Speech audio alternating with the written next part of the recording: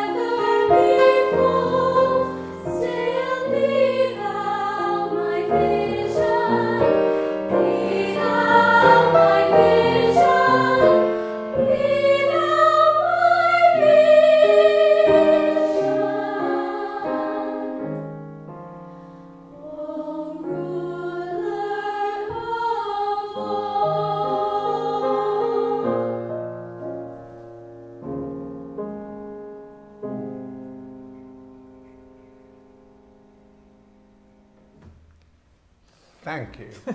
Thank you. What a great job these young women have done. Now, what we've talked about today, because I, as a composer, I love words. And actually, I wrote this piece for an organisation in Newton Abbot in England where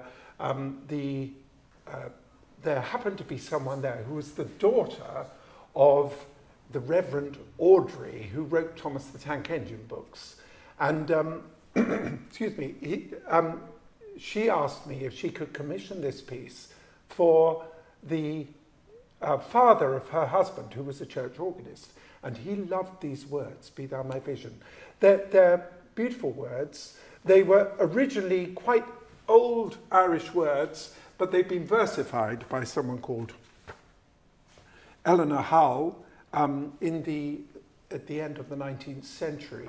And they're words we know very well that we sang with a hymn, but actually what the words do, they're asking for strength. So what we talked about a little bit this morning is that actually to be a singer, and I think these young people have done it eminently, to be a singer, you need to be very brave and you need to be able to show what you're singing. As a composer, I'm a melodist. I love tunes. And I love songs because it's all about telling a story. And we discussed the whole idea that we are telling a story with this piece.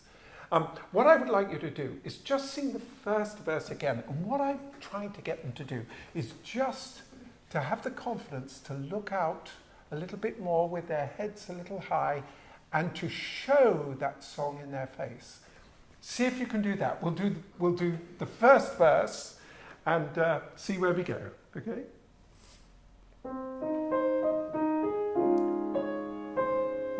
Sing it right out here. Be thou my vision, O Lord of my heart. Keep it up. Be all else but not to be, save that thou art. Up. Be thou my best thought in the day and the night, both waking and sleeping, thy presence my light. Well done. You see, I think, to me, standing here, that makes a tremendous difference. Just that confidence of showing what you're trying to sing. Now, the fact is, when we sing in choir, not everyone actually believes what they're singing about. That's just human nature. But we have to become the song. We have to make ourselves understand what is the motivation of the song. And actually, by singing together, we learn that. We learn to understand what other people might think, and we become closer in that respect. Ian, I just wanted to ask you, what did you think about the intonation there? Any thoughts on that? Because Ian he knows all about that sort of stuff. First of all, well done. I thought it was great. Sounded very good indeed. Occasionally, we're losing a little bit of pitch when we have a descending phrase. So there's a few of those. For example, in bar 6, going into 7, we've got vision, oh Lord. We might just lose a bit of pitch there. So you've got to imagine you're holding up the phrase when it's descending. Vision, oh Lord. So just kind of support the sound and the pitch in moments like that. And then also just think about phrasing perhaps a little bit more. If we have a look at, say, 7, 8, 9, bar 9, perhaps we could head more towards not. Be all else but not to me. So there's real intention when it comes to phrasing. So before you sing each phrase, think about where it's heading and where the point of emphasis is, so that you can crescendo towards that point and then come away from it. That's really important as well. Yeah, that's a very good point that Ian makes, because actually, as a singer, for me as a composer, I try to do that. I try to shape the phrases in such a way that you will encourage the singers, hopefully, to shape the phrases you want. I think many composers whose music we sing, we do, they write that very much with that in mind. So it's something to bear in mind.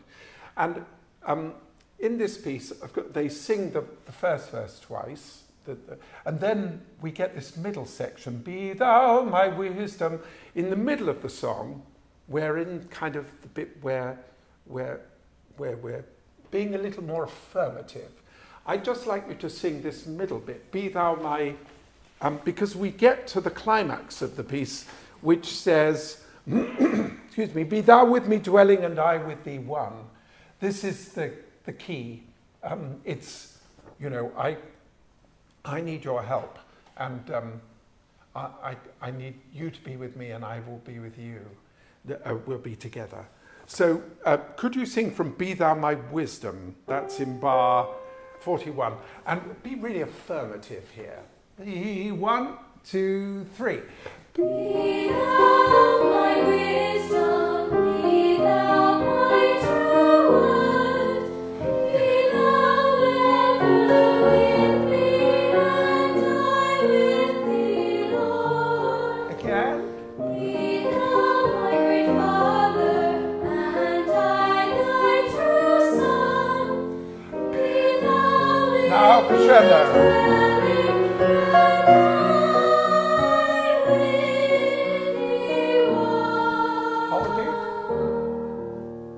Very good, very good. Well done. Do you find that high, that bit? Yes. The thing is, what I love about these young women is they have the courage to do it. And often, I've always felt, particularly with young singers, I found as a composer, I don't like to set things too low because you hear a lot of music for children that is pitched too low. And I think you learn more about the shape of how your voice works when you have a bigger range to work with. And I think you've done that really eminently well. And Bob, can I ask you a question? I'm fascinated by the process of composing, and I'd love to know, when you saw the text for this piece, does a melody just pop into your head, or what's the process? How do you approach creating a piece of music like this? Well, you hope that it does. I'm very interested in I'm quite a disciplined composer in that I sit down every day and compose. I'm quite interested in the concept of flow. And I think as any sort of creative artist, you try and find a process where you get flow in your thoughts and in what you're trying to do. It's actually quite difficult to do. And you need no distractions. So you need to be able to really think about what you're trying to show with text or with the idea of the piece. And I find if I'm in that sense of flow, then melody tends to come more naturally. I work very hard because I love, I'm really interested in getting people to sing. So I like to find ways to enable that. Well, it's very singable, isn't it? It really invites you to sing these melodies. It's a tune. It's a tune, but at the same time, I work quite hard to make melodies seem natural, and I've fallen foul of that sometimes because sometimes, particularly with young singers, they sing things slightly differently from what you've written, and then I think, I wish I'd written it that way because that was obviously the way it was supposed to be. But anyway, there we go. But all I will say is, when we started today, which was at 11 o'clock this morning, the singers hadn't sung this piece before, and we've learned it, and you're singing it so eminently well. And I think, maybe to finish, we'll sing it through once more. Ooh. And I'll really sing it to those lovely people who are listening to us today. And thank you so much for doing that. Thank you for being online. I can tell you something right now. You'd love it even more if you were in the room. We have a few people here who are enjoying listening to these young people and have enjoyed it all day. So thank you for showing up and listening to our lovely choir here.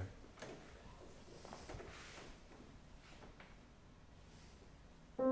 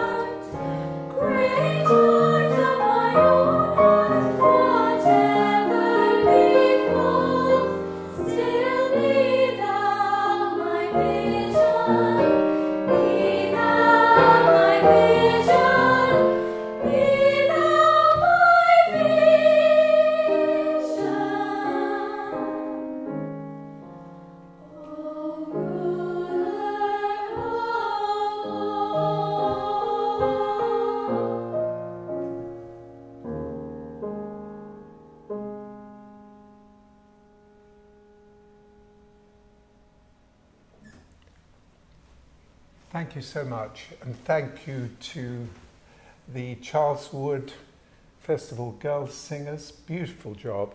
Thank you to my colleague here, Ian Keatley, who conducts the choir, and thank you to everyone here in Armagh who runs such a wonderful festival and gives such a great opportunity for singers from all over, and particularly for these young people. So thank you very much.